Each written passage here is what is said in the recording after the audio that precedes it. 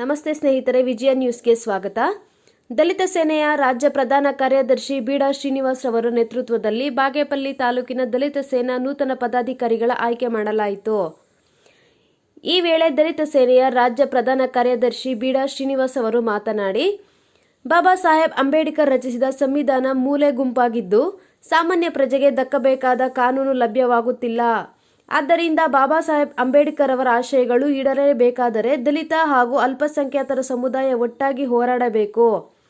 ಅಲ್ಲದೆ ಮನೆ ಮನೆಯಿಂದ ಸಂಘಟನೆಯ ಕಿಚ್ಚು ಹೊತ್ತಬೇಕು.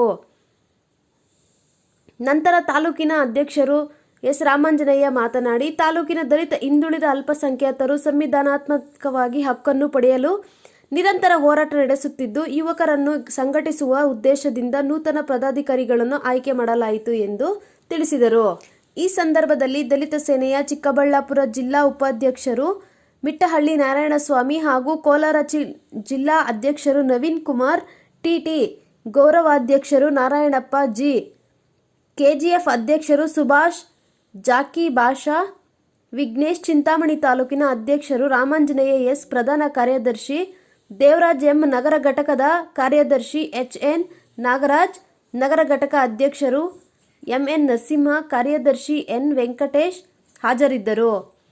ಬಾಗೇಪಲ್ಲಿ ನೂತನ ಪದಾಧಿಕಾರಿಗಳ ಪಟ್ಟಿಯಲ್ಲಿ ಅಧ್ಯಕ್ಷರು ವೆಂಕಟೇಶ್ ಕೆವಿ, ಕಾರ್ಯದರ್ಶಿ ನರಸಿಂಹ, ಉಪಾಧ್ಯಕ್ಷರು ಪ್ರಭಾಕರ್, ಪ್ರಧಾನ ಕಾರ್ಯದರ್ಶಿರು ಶ್ರೀನಿವಾಸ್ ಕೆ. ನೂತನ ಪದಾಧಿಕಾರಿಗಳು ಆಯ್ಕೆ ಮಾಡಲಾಯಿತು.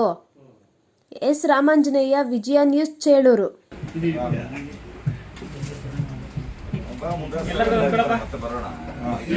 ಬಾಗೇಪಲ್ಲಿ ತಾಲೂಕು ಜಂಟಿ ಕಾರ್ಯದರ್ಶಿಯಾಗಿ ಚಲಪತಿ ಅವರನ್ನು ಆಯ್ಕೆ ಮಾಡಲಾಗಿದೆ.